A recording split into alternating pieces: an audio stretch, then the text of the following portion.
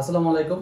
ঢাকা বিশ্ববিদ্যালয়ের ভর্তি পরীক্ষা ফিনান্স থেকে আসা একটি প্রশ্ন সলভ করব আমরা এখন, এবং এটা অনেক বেশি গুরুত্বপূর্ণ। শুধু যে বিশ্ববিদ্যালয়ের ভর্তি পরীক্ষা তাই না, বিভিন্ন চাকরি পরীক্ষা পাশাপাশি তোমরা যারা একাডেমিক স্টুডেন্ট আছো তোমাদের কিন্তু ওই জিনিসটা কাজে লাগতে পারে। তাহলে বিষয়টাকে একটু খেয়াল করো। প্রশ্নটা একটু পড়ো কি লেখা আছে। বলা হয়েছে যে 72 বিধি অনুযায়ী 500 টাকা 9 বছরের দ্বিগুণ হতে সুদের হার কত শতাংশ হতে হবে। খুবই সিম্পল একটা জিনিস। এই প্রবলেমটা যদি সলভ করতে হয় তাহলে তোমার একটা বিষয়ের সাথে পরিচয় হতে হবে। এটা হচ্ছে এটা, এই বিষয়টা একটু কি দেখো।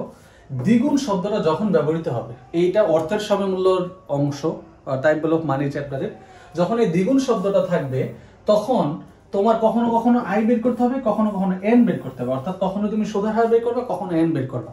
তো যদি এখন তুমি আসলে রুল 72 ইউজ করো, তুমি আই এন বের করতে পারো, 69 ইউজ করে আই এন বের করতে পারো। এখন খেয়াল করো, তুমি প্রশ্নে যখন বার্ষিক শব্দটা বলা থাকবে তুমি 72 ইউজ করবা, অর্ধবার্ষিক বলা থাকলে 69 ইউজ করবা।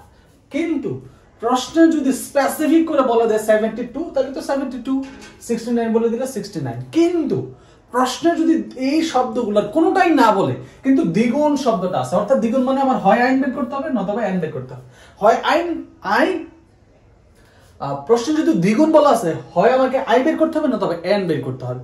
তাহলে খেয়াল রাখবা, যদি এই শব্দগুলোর কোনোটাই ব্যবহৃত না হয় কিন্তু দ্বিগুণ আছে, তখন তুমি 72 ইউজ করবা। স্পষ্ট করে কিছু বলা না থাকলে 72ই ব্যবহার করবা যদি দ্বিগুণ শব্দটা থাকে। তাহলে আই বের করতে হলে 72 এর সময় কি করতে হবে? এন দ্বারা ভাগ করতে হবে। এন বের করতে হলে 72 কে আই দ্বারা ভাগ করতে হবে।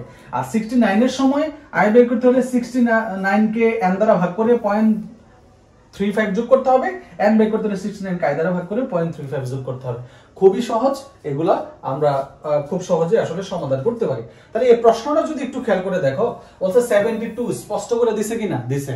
বলছে 500 টাকা 9 বছরের দ্বিগুণ হবে। তো দ্বিগুণ হবে মানেই তো সুদের হার কত হবে, তার মানে কি বের করতে বলছে? আই। তাহলে আমাকে এখানে স্পষ্ট বলে দিছে কিন্তু 72, তাহলে 72 ডিভাইডেড বাই কত? n। যেহেতু আই বের করব তাহলে কি দ্বারা ভাগ করতে হবে? n দ্বারা ভাগ করতে হবে। তাহলে 72 কে আমরা n দ্বারা ভাগ করব। তাহলে n এর মান কত আছে দেখো? 9, মানে 9। তাহলে 9 দ্বারা ভাগ করলে কত? 8 9 72। आंसर কত পার্সেন্ট? 8%। তাহলে সঠিক উত্তরের কত পার্সেন্ট আছে? 8%। তাহলে এই টেকনিকটা ফলো করে কিন্তু আমরা দ্বিগুণ সময় যখন বলা থাকবে তখন আমরা আই বা n নির্ণয় করতে পারি। Thanks for watching.